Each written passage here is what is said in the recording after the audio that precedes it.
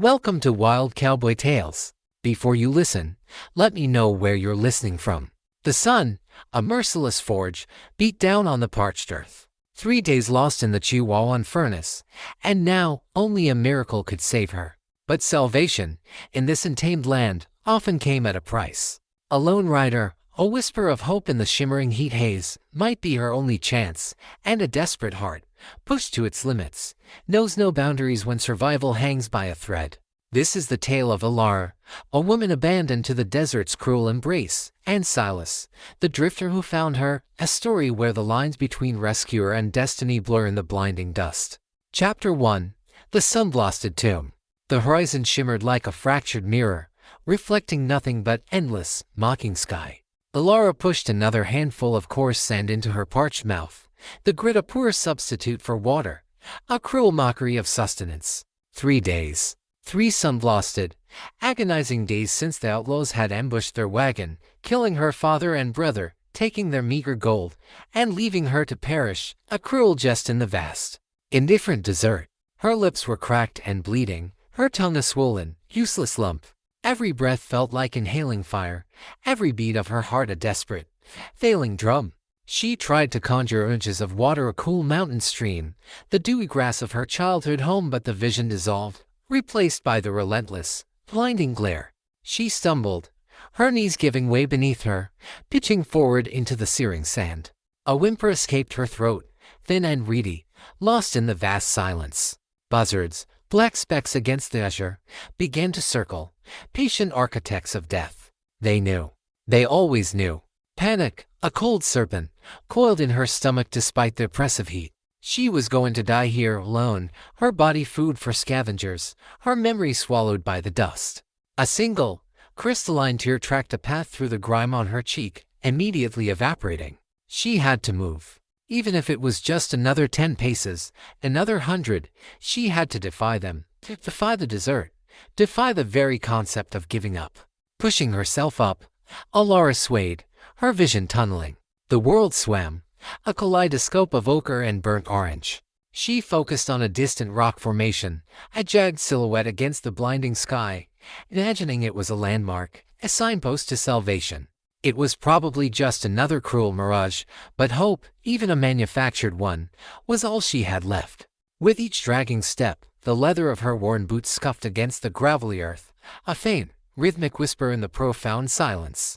Her mind began to play tricks on her. She heard her father's gruff but kind voice, her brother's boisterous laughter. They were gone. The realization struck her anew, a fresh wave of grief and desolation, almost as potent as her thirst. Then, through the haze, something stirred. A flicker, almost imperceptible against the dancing heat. She blinked, her eyelids gritty, trying to clear her vision. Was it another mirage? Her heart, which had been a slow, faltering drum, suddenly lurched, a frantic hummingbird. A horse. A rider. Far off, barely more than a smudge, but undeniably there. For a moment, she questioned her sanity, her mind playing its final, cruel joke. But the smudge grew, slowly, steadily, resolving into the unmistakable form of a man on horseback. A gasp, ragged and dry, tore from her throat. Hope, rare and overwhelming, surged through her, followed almost immediately by a fresh wave of terror. This was the Wild West. Rescuers were rare, and motives were often shrouded in shadow. Who was this man? A good Samaritan? Or something far, far worse? The sun dipped lower, painting the sky in fiery hues, casting long, distorted shadows that seemed to twist and writhe like specters. Alara forced her legs to move, waving a feeble arm, a desperate, last-ditch plea for help as the figure on horseback steadily approached. Her voice, when she tried to cry out, was nothing more than a raspy whisper. Help, she managed, before her world tilted, and the vast, sun-blasted tomb claimed her, for a moment, in its final, silent embrace. Chapter 2. A Drifter's Discovery. Silas Blackwood rode with the practiced ease of a man who'd spent more time on horseback than on solid ground. His duster, grimy and worn, flapped gently in the hot wind, offering little respite from the oppressive heat. He wasn't looking for trouble, nor was he looking for company. He was looking for solitude, a quiet stretch of land where a man could forget the ghosts that clung to his past like birds to a saddle blanket. His gaze, usually sharp and scanning the horizon for signs of life or danger, was today mostly fixed on the trail ahead, a weary path leading towards the distant, hazy mountains. He hadn't seen another soul for 2 days, and that suited him just fine. Then he saw it. A dark, crumpled shape on the sand, too large to be an animal, too still to be moving. His hand instinctively went to the worn grip of his Colt peacemaker. This wasn't the kind of country where abandoned belongings just lay in the open. It usually meant trouble. He slowed his mount, a sturdy bay named Midnight, his keen eyes narrowing against the glare.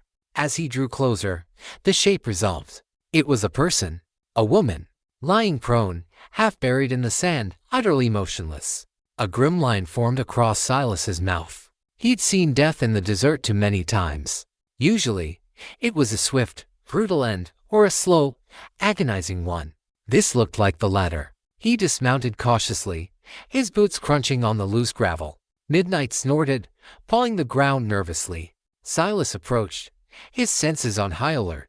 No sign of a struggle nearby, no wagon tracks, just the deep imprints of human feet, erratically spaced, leading to this spot. He knelt beside her, his gaze sweeping the surroundings before returning to the figure. She was young, or at least, looked young despite the caked dust and sun-scoured skin.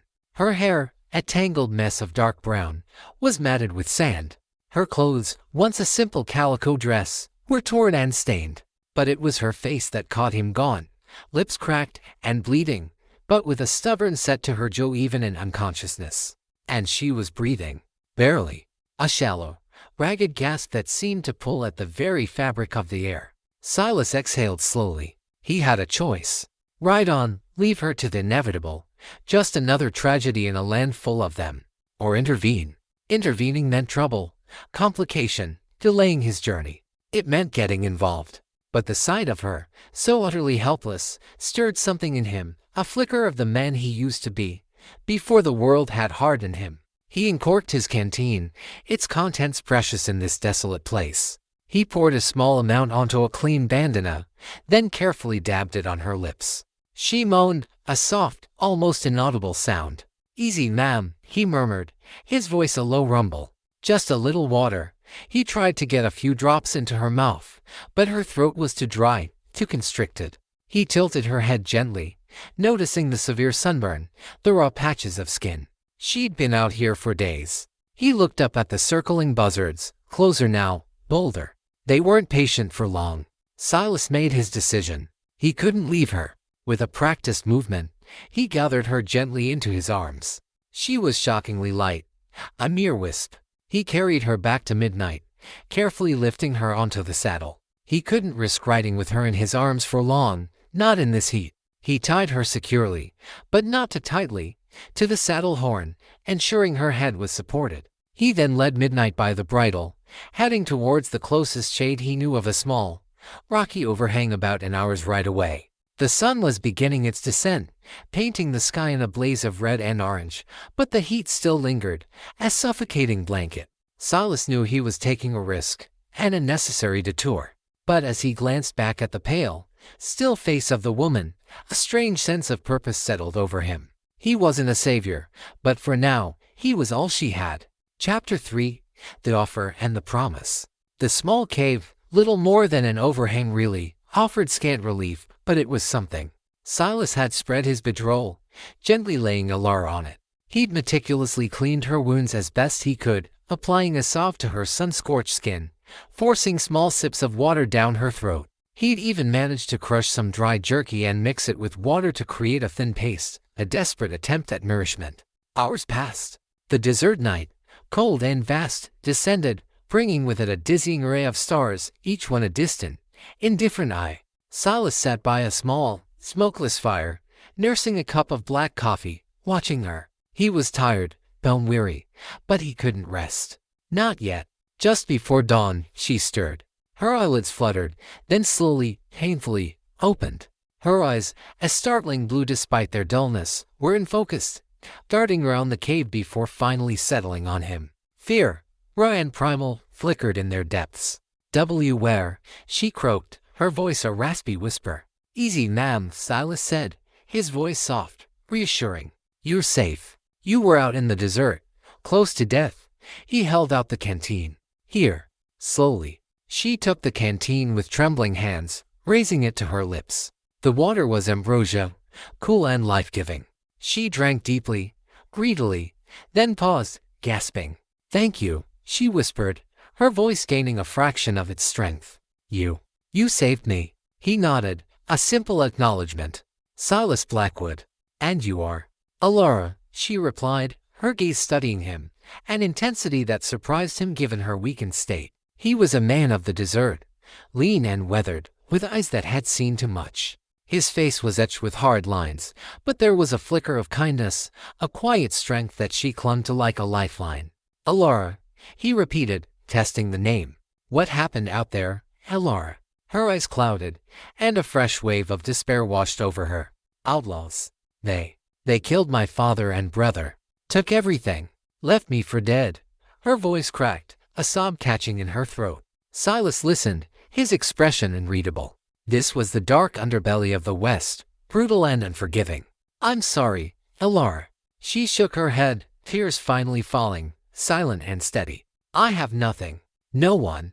I was on my way to Santa Fe, to my aunt's, but now, I don't even know where I am." "You're about a day's ride from the nearest settlement, a small mining camp called Redemption," Silas explained. "It's rough, but there's a doctor, a general store."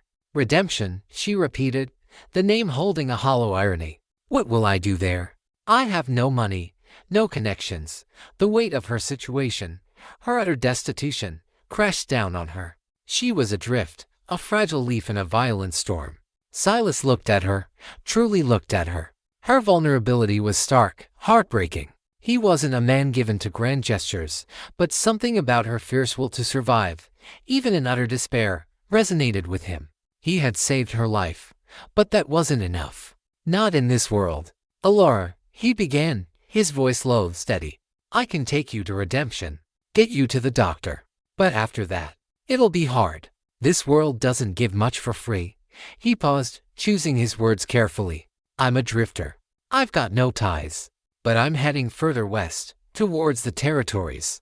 It's dangerous country. I could use a hand. And you need a way to make it." Her gaze met his, sharp and questioning. She understood the unspoken implication. In this brutal world, a woman alone, with nothing, was an easy target. A woman who owed her life to a man, a drifter at that, knew the unspoken expectations. Her pride warred with the stark reality of her situation. She was alive, yes, but utterly dependent. She had nothing to offer but herself. She was 3 days abandoned in the desert. She could only give herself to her rescuer. It wasn't a choice, not truly. It was survival. "What do you want?" she asked, her voice barely a whisper, but firm, resolute. Silas met her gaze, his own unwavering. "Safe passage, Alara. To a place where you can start anew. In exchange, you ride with me. You lend your strength, your wits. And if the time comes, you trust me. That's all I ask." He wasn't demanding anything more, not explicitly, but the unspoken weight of her life, now his to command, hung in the air between them. It was a promise, a burden, and for Alara, in that moment, it was her only hope. She closed her eyes, a single tear escaping, not of sorrow, but of the immense, terrifying relief that now she had a path, however uncertain, however binding. "I accept," she said, her voice stronger now, sealed by desperation and a nascent, fragile hope. Chapter 4: The Shadow of Redemption. The journey to Redemption was slow and grueling. Alara, still weak, rode midnight while Silas walked, leading the horse, conserving the animal's strength. He rationed their water and food meticulously. They spoke little, the vast silence of the desert their constant companion.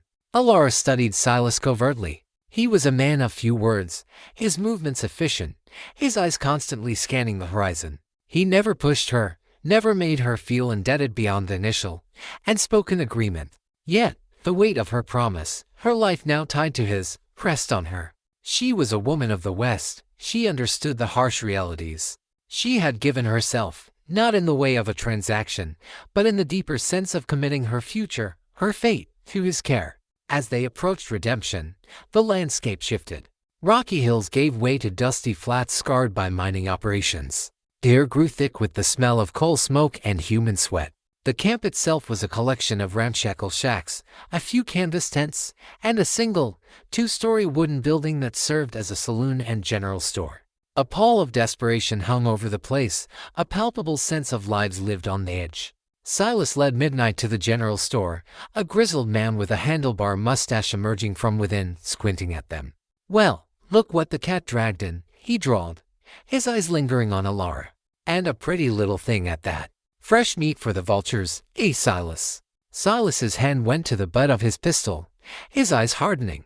"Mind your tongue, Jeb. She's with me." Jeb chuckled, a dry, grating sound. "Suit yourself. Still selling that rotgut of yours, Silas?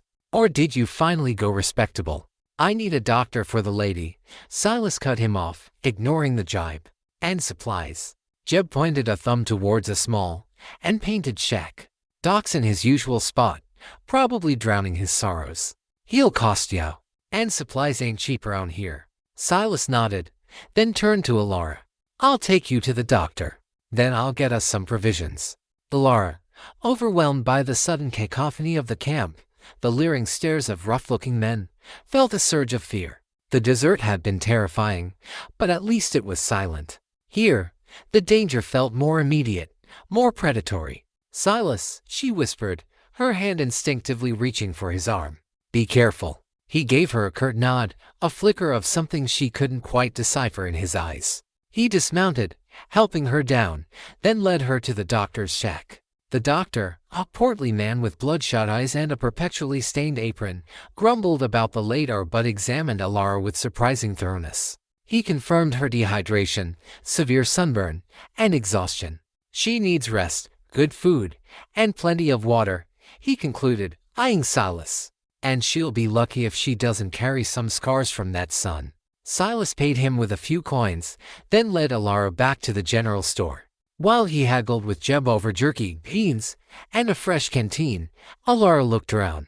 The saloon next door was already bustling, the sound of raucous laughter and tinny piano music spilling out. Then, rough-hewn and desperate, eyed her openly. She felt their gazes like physical touches, and a shiver ran down her spine. This was the world she had promised herself to, a world where survival was a constant, brutal negotiation. When Silas returned, he handed her a small, clean-looking canvas bag. "Change of clothes," he explained. "Best I could find here. And some soap. There's a stream out yonder, a bit outside of town. We'll make camp there." He bought a sturdy tent, blankets, and a few more essentials. As they packed Midnight, a group of men emerged from the saloon, their eyes bloodshot, their grins ugly. Well, look what we have here," one of them slurred, stepping forward, blocking their path. "A lone drifter and his pretty little acquisition. Share the goods, friend, it's only fair in redemption." Silas's hand went to his pistol again, his posture instantly shifting, coiled and ready. His eyes, usually shadowed, glinted dangerously in the dimming light. "Walk away," he said, his voice low and utterly devoid of mercy. "Walk away, or you'll regret the day you were born."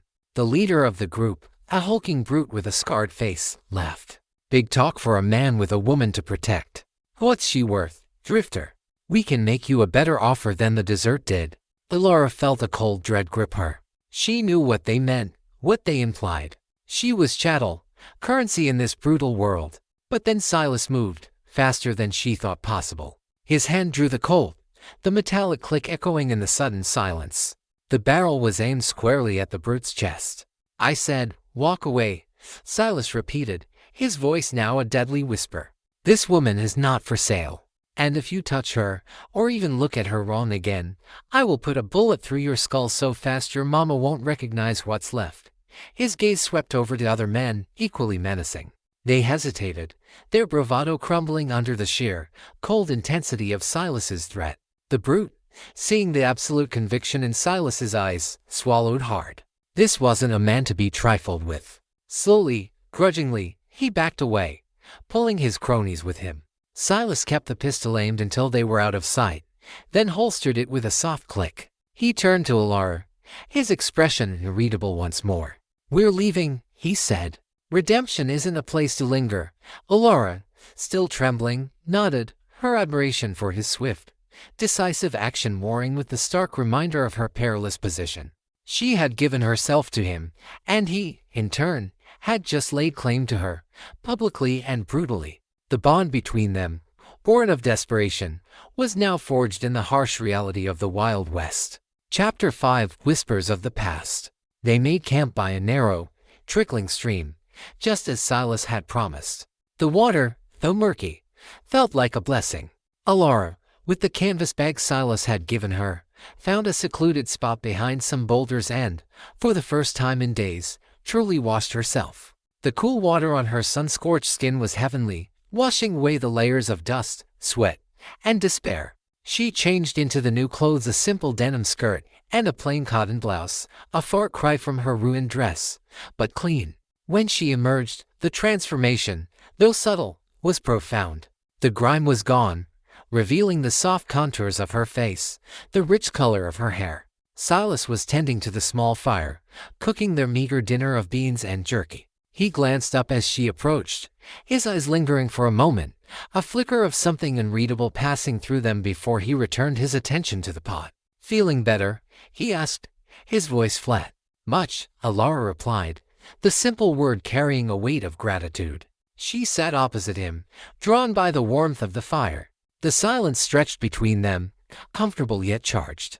She realized how little she knew about him, the man who had pulled her back from the brink. "Silas," she began, hesitantly, "you never told me why you're heading west." He stirred the pot, his gaze fixed on the flickering flames. "Looking for something. Or maybe just running from something." He paused, a wry twist to his lips. "Most folks out here are doing one or the other." "What are you running from?" she pressed gently. He looked at her then, his eyes deep and distant. "Things a man does. Mistakes a man makes. Ghosts that follow him across the plains." He didn't elaborate, and she knew better than to push. His past was his own, shrouded in the same mystery that enveloped so many in this untamed land. Yet, his words resonated with her own grief, her own sense of loss. They were both, in their own ways, running from ghosts. "My family," she started, her voice trembling. "They were good men, honest. We were just trying to make a new life." Silas nodded. "The desert doesn't care about good men, Alara. Nor does it care about honest intentions. It takes what it wants." He served their dinner, a surprisingly skilled hand for a man who seemed so self-reliant. They ate in silence for a while, the only sounds the crackle of the fire and the distant cry of a coyote. "You're not like the men in Redemption," Alara finally said, breaking the quiet. He grunted. "No. Most men in Redemption would have left you to the buzzards. Or worse." He met her gaze, his expression serious. "You understand what you promised me, Alara. Out here, a promise is as good as a contract. Sometimes, better." "I understand," she said, her voice steady. "My life is yours. You saved it. I will follow you. I will help you. Whatever you ask." The words felt heavy, binding, but she meant them. She had truly given herself, her future, to him. It was a covenant of survival. Silas studied her, a flicker of something in his eyes, respect, perhaps, or a burden he hadn't anticipated. "I won't ask for anything that goes against your conscience, Alara. But I expect loyalty. And I expect you to pull your weight. This isn't a charity trip." "I can shoot," she said, surprising herself with the declaration. "My father taught me. And I can ride. I can cook. I'm not useless." Silas, a spark of her inherent strength, dulled by the desert, began to re-emerge. A faint smile, the first she'd seen, touched his lips. "Good. We'll need that. This territory we're heading into. It's a wilder, lawless place than even Redemption. There are men out there who would see a woman like you as nothing more than an opportunity." His words sent a shiver down her spine, but she met his gaze without flinching. "Then, I will learn to defend myself. And I will trust you to defend me." "I will," he promised, his voice low and firm. Then spoken understanding settled between them. She was his charge, his responsibility, and in return, she would be his companion, his helpmate, her fate intertwined with his. The flickering firelight danced across his rugged features, hinting at shadows and secrets, but for the first time since her abandonment, Alara felt a fragile sense of security. She had traded one kind of terror for another, perhaps, but at least this new fear came with a protector, a guide, a man who, for reasons yet unknown, had chosen to save her and bind her to his lonely journey. Chapter 6. Riding into the Unknown. The days that followed fell into a rhythm. They rose with the sun, breaking camp quickly, and rode for hours under the relentless sky. Silas taught Ilara how to track, how to identify edible plants and poisonous ones, and how to read the subtle signs of the desert. He was a patient, though terse, teacher. She, in turn, found her strength returning, her mind sharpening, her resolve hardening. She learned to ride midnight with more confidence, to handle a rifle with practiced ease, though Silas insisted she keep his Colt holstered and only use it in dire emergencies. The desert, once her tomb, was slowly becoming her teacher, its stark beauty and brutal lessons shaping her anew. Their conversations remained sparse, usually practical. Waters running low, or see that rock formation. Good for a lookout, but in the silences, a different kind of communication began to emerge. A shared glance, a knowing nod, an unspoken understanding of the dangers that lurked just beyond the horizon. Ilara began to piece together fragments of Silas's character. He was fiercely independent, skilled in survival, and possessed a deeply ingrained sense of honor, despite his rough exterior. He was a man burdened, certainly, but not broken. One evening, as they sat by a dwindling fire, the vast expanse of the night sky above them, Ilara dared to ask another personal question. "Silas, where are you from? Before all this?" He paused, staring into the flames. "Missouri. Farm boy, once upon a time. Till the war came." His voice was flat, devoid of emotion, but she sensed the deep, old wounds. Lost everything. Family. Land. Everything a man builds a life on. The Civil War. Its shadow still stretched long across the country, scarring lives and landscapes. Ilara understood. Her own family had been impacted by skirmishes, rumors of violence, but not like this. "I'm sorry," she murmured, truly meaning it. He simply grunted, then changed the subject. "We're nearing Apache territory. We need to be vigilant. They don't take kindly to trespassers." The mention of Apaches sent a fresh shiver down Ilara's spine. Tales of their ferocity were legendary. But she nodded, her hand instinctively going to the rifle resting beside her. She was no longer the helpless girl abandoned in the desert. She was learning to survive, to fight. As they rode deeper west, the landscape became more rugged, more mountainous. Canyons, carved by ancient rivers, scarred the earth. Pines replaced scrub brush, and the air grew cooler. One afternoon, while traversing a narrow pass, Silas suddenly reined midnight to a halt, his hand going to his pistol. "Hold up," he whispered, his eyes scanning the rocky slopes above them. Ilara tensed, her gaze following his. She saw nothing, heard nothing but the wind whistling through the rocks. But Silas's instincts were rarely wrong. He dismounted, pulling his rifle from the saddle, and motioned for her to stay put.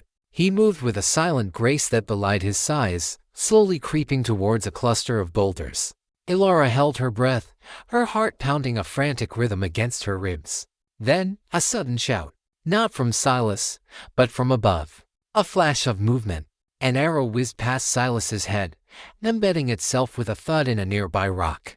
"Ambush," Silas yelled, dropping to one knee, firing his rifle. The shot echoed through the canyon. Ilara didn't hesitate. She grabbed Silas's Colt, spurred midnight forward, and dismounted behind a thick creosote bush, drawing the pistol. She knew Silas needed cover fire. Taking a deep breath, she aimed at the flash of movement she'd seen a painted face peering over a ridge and fired. The shot went wide, kicking up dust near the figure, but it was enough to make them duck. Silas, taking advantage of the distraction, scrambled to a better defensive position, returning fire. He exchanged several shots with their attackers, the crack of gunfire reverberating through the canyon. Ilara, her hands steady despite her pounding heart, reloaded the Colt, watching Silas, waiting for her next opportunity. This wasn't a game. This was real. This was the West, and she was fighting for her life, alongside the man who had given it back to her. The unspoken promise between them, once a desperate plea for survival, had now become a pact forged in fire and gunpowder, a shared struggle against the relentless and forgiving wilderness. Chapter 7. A Debt Repaid. The skirmish was short but intense. Silas, with Alara's surprisingly accurate if not directly hitting cover fire, managed to drive off the Apache raiders. One of their attackers fell, a stark reminder of the deadly stakes. Silas quickly checked his surroundings, then hurried back to Alara, his face grim. "You all right?" he asked, his eyes searching hers for injury. "I'm fine," she said, her voice a little shaky, but firm. She held out the Colt. "I hope I helped." He took the pistol, a flicker of something akin to admiration in his eyes. "You did more than help, Alara. You gave me the opening I needed." He reholstered the weapon. "You've got a good eye, and a steady hand. Your father taught you well." Her heart swelled with a strange mix of pride and fear. She had faced death again, but this time, she had fought back. And she had fought alongside Silas. The shared danger had cemented their bond in a way that words never could. They quickly moved out of the pass, Silas choosing a less obvious route, constantly scanning for any lingering threats. As the sun began to set, painting the sky in fiery streaks, they found a secluded, defensible spot for camp. Silas, surprisingly, initiated the conversation over their meager dinner. "You risked your life back there, Alara," he said, his voice low. "You didn't have to." She met his gaze directly. "Yes, I did. You saved my life. I promised to ride with you, to help you." "That wasn't just words, Silas. It was a debt of life.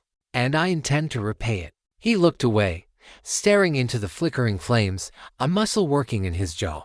"A life debt is a heavy burden, Alara, on both sides." "Perhaps," she conceded, "but it's the only currency I have. And I choose to spend it on you." She saw the burden in his eyes, the weight of her declaration. He wasn't a man who sought to command, but he was a man who accepted responsibility. "My past, Alara," he finally said, his voice quiet, almost a whisper. "It's not clean. The ghosts I spoke of, they're real, and they might come for me.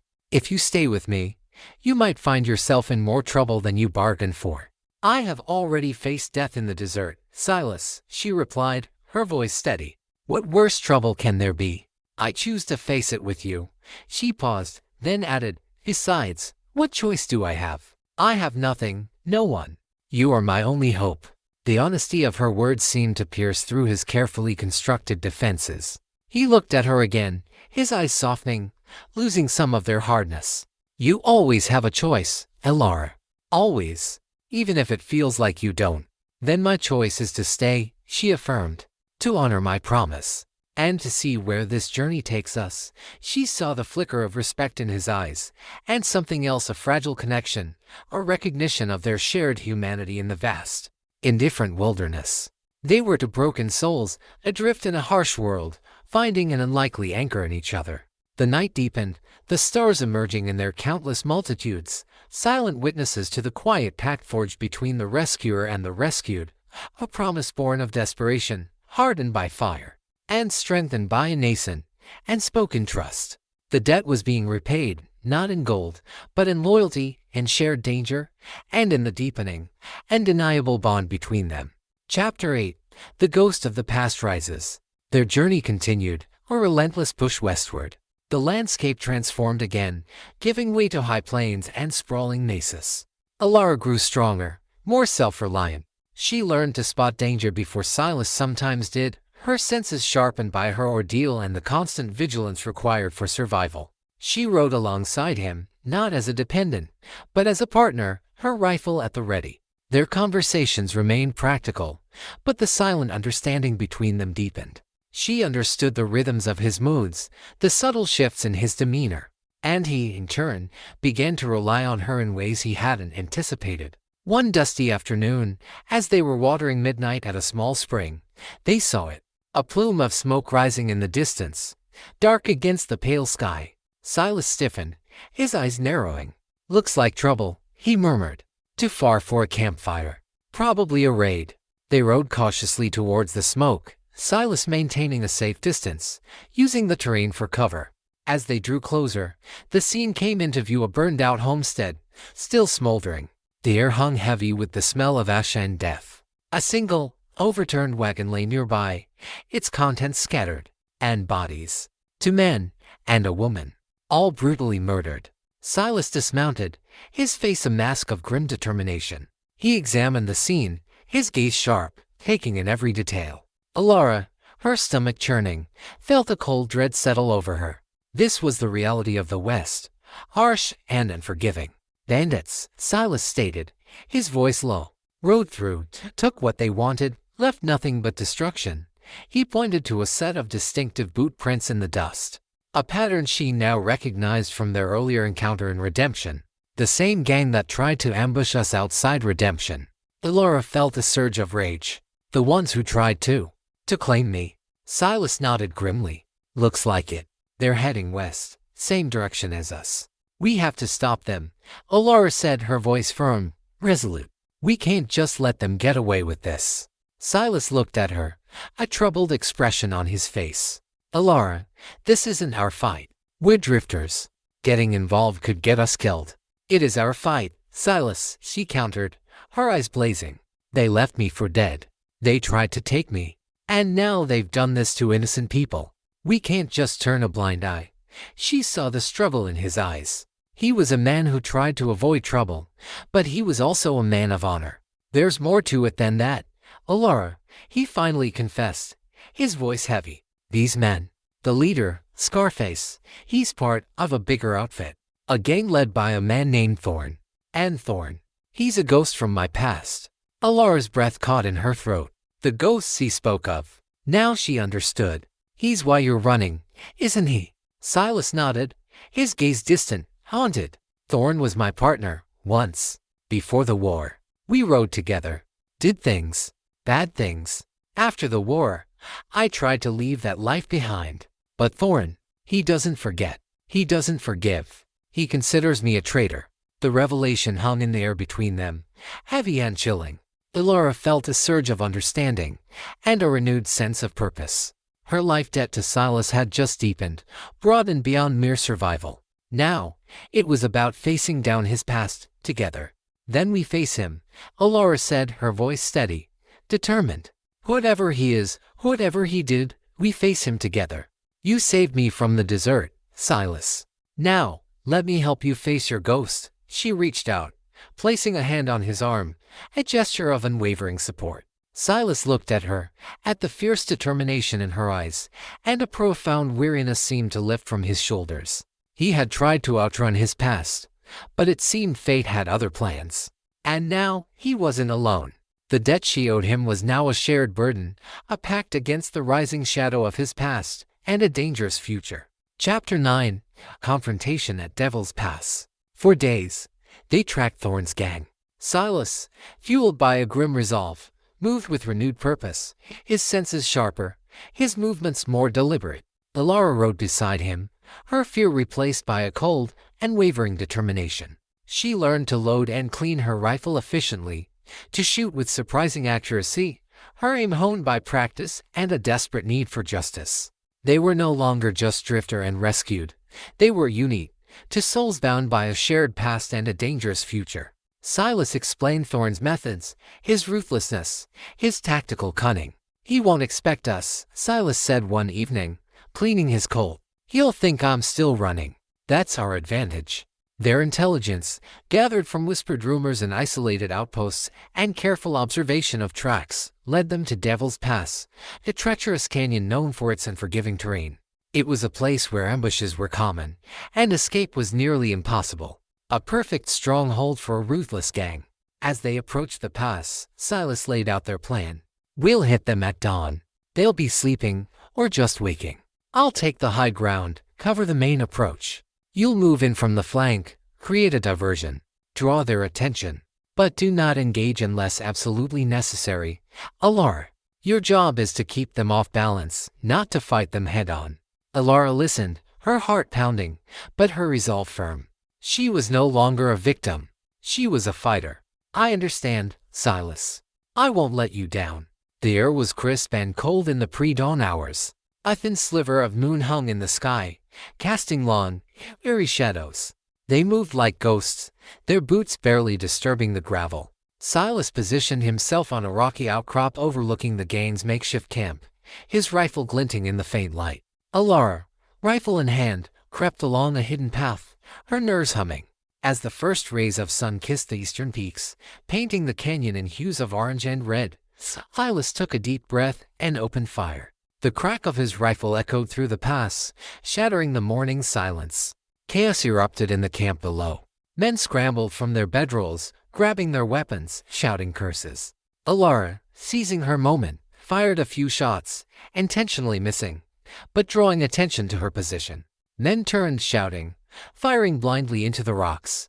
Her diversion worked, drawing a significant portion of the gang's fire away from Silas. He, meanwhile, was picking off targets with deadly precision, his rifle a relentless instrument of justice. Suddenly a voice boomed from the camp, cold and authoritative. "Silas, I knew you'd come back, you snake." It was Thorn, a hulking figure with a scarred face, identical to the brute from Redemption, but with an air of cold menace. He was Silas's ghost, risen from the past. Thorn ordered his men to focus their fire on Silas, who was now pinned down. Alara knew she had to do more. Taking another deep breath, she aimed carefully, her target the gang's supply wagon. She fired, and with a satisfying thud, a box of ammunition exploded, sending splinters and shrapnel flying. The distraction was enough. Thorn's men scattered, momentarily disoriented. Silas, taking advantage, moved to a better position, his eyes fixed on Thorn. "It's just you and me, Thorn," he roared, his voice filled with years of suppressed anger and pain. Thorn, drawing his own pistol, laughed, a harsh, humorless sound. "Always the hero, Silas. Always trying to clean up your mess. But this time, you'll die with it." As Silas engaged Thorn in a deadly standoff, Laura continued her suppression fire, keeping Thorn's remaining men from interfering. She was fighting for Silas's life, and for her own.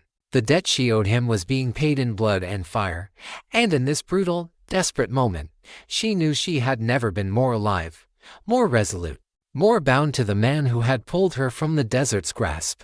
The confrontation at Devil's Pass was not just a battle, it was a reckoning, a purging of the past, and a dangerous forging of their intertwined destinies. Chapter 10: Dawn of a New Horizon.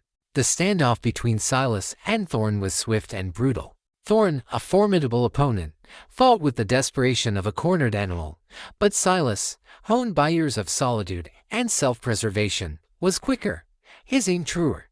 A single, decisive shot from Silas's Colt brought Thorn down, ending the reign of terror and laying to rest the ghost of Silas's past.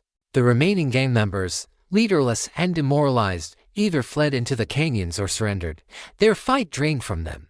Alara emerged from her cover, her rifle still warm in her hands. She found Silas standing over Thorn's body, his expression unreadable, a profound weariness etched on his face. He looked up as she approached, and a flicker of something, relief perhaps, or gratitude, passed through his eyes. "It's over," he said, his voice raw. She nodded, unable to speak, the adrenaline slowly receding, leaving her trembling. She had faced her fears, confronted the darkness, and emerged, not unscathed, but stronger. They spent the next few hours securing the camp, gathering what supplies they could, and tending to the few wounded gang members who had surrendered. Silas ensured they would be handed over to the nearest law enforcement AUS.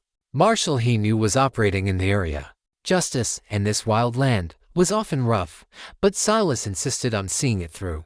As the sun climbed higher, painting the victorious sky in brilliant blues, Silas and Alara rode out of Devil's Pass, leaving the grim aftermath behind them.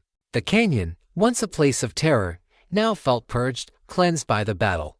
The air, though still carrying the scent of gunpowder, felt lighter, as if a great weight had been lifted. They rode in comfortable silence for a long time, the shared experience of the fight cementing their bond even further. Alara felt a profound shift within herself. She was no longer the helpless girl abandoned in the desert, nor merely the woman indebted to her rescuer. She was a survivor, a fighter, a partner. So, she finally ventured, breaking the quiet. "Where to now, Silas?" He glanced at her, a faint, almost imperceptible smile touching his lips. "Further west, Alara. There's open land. A place where a man can start anew. A place where the past doesn't cling so tight." He paused, his gaze sweeping the vast, untouched horizon.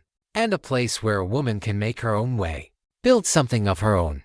Her heart swelled with a mixture of anticipation and hope. The journey had been brutal, terrifying, but it had also brought her to this moment, to this man, to this new beginning.